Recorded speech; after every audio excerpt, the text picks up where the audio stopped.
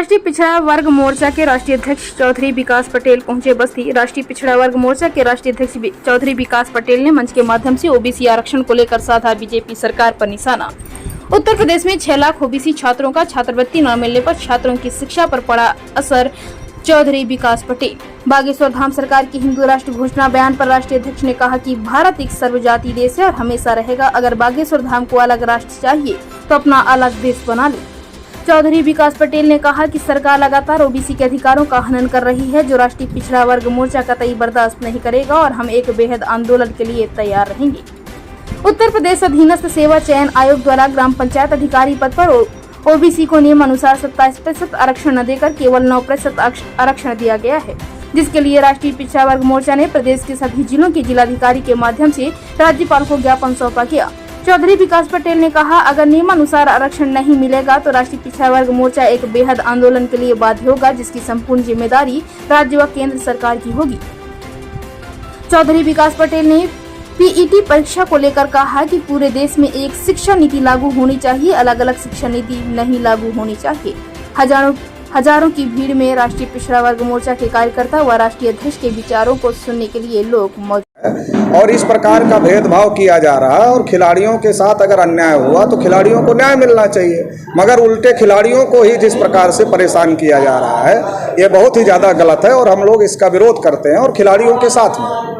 देश आजाद हुए लगभग 75 वर्ष हो गए, लेकिन ऐसा कौन सा कारण है कि लोगों को के लिए अभी तक करना पड़ रहा है? देश आज़ाद हुए 75 साल हो गए, मगर देश जिन लोगों के हाथ में गया वो लोग ईमानदारी से जो संविधान है उसको लागू नहीं कर रहे हैं और इसकी वजह से ये स्थिति बनी हुई है। अगर संविधान को ईमानदारी से लागू कर दिया जाए तो देश में सबके साथ में न्याय हो जाएगा और फिर इस प्रकार की स्थिति नहीं पैदा होगी। जो खिलाड़ी धरने पर बैठे हुए, क्या लगता है इससे 2024 पर प्रभाव पड़ेगा? देखिए 2024 पे फर्क तो हर मुद्दे का पड़ेगा, चूंकि देश की जनता देख रही है कि देश में क्या क्या भारतीय जनता पार्टी और आरएसएस के लोग कर रहे हैं, मगर 2024 में फर्क पड़ेगा नहीं पड़ेगा इससे बड़ा मुद्दा है कि खिलाड़ियों के साथ में न्याय होना चाहिए।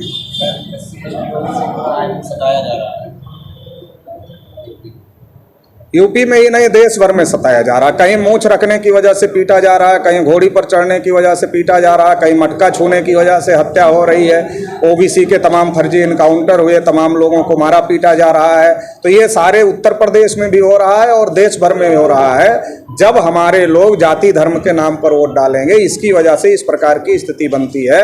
अगर हमारे लोग मुद्दों के आधार पर वोट डालना शुरू कर दें, मुद्दों के आधार पर अपने समाज को जागृत करना शुरू कर दें, तो इस प्रकार की सरकारें नहीं आएंगी। लोकतंत्र में तो जनता के पास में सारा अधिकार है।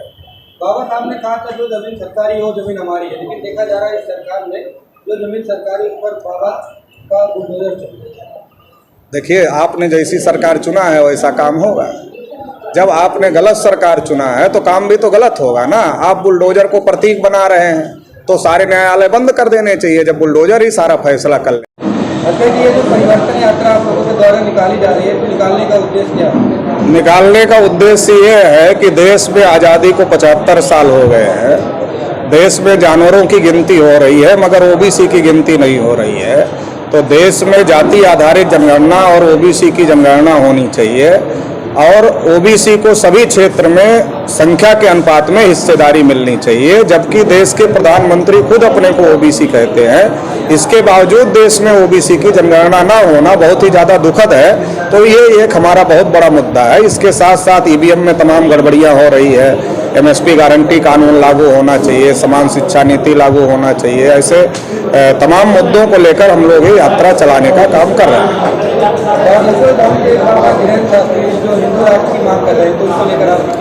नहीं, मेरा ये कहना है कि संविधान निर्माताओं ने इस देश को सेकुलर राष्ट्र बनाया है तो ये देश सेकुलर राष्ट्र ही रहना चाहिए।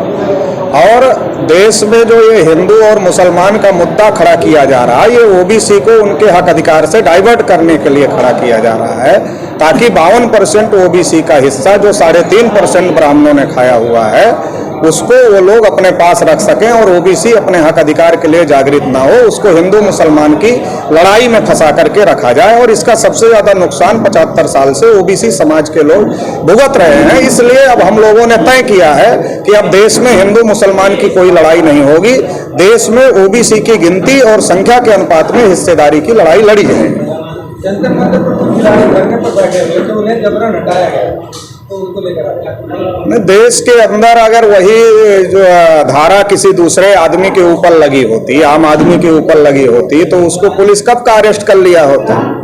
लेकिन देश में जो बीजेपी के लोग हैं उनके साथ में अलग तरीके से कानून पालन हो रहा है और दूसरे लोगों के साथ में अलग तरीके से हो रहा है।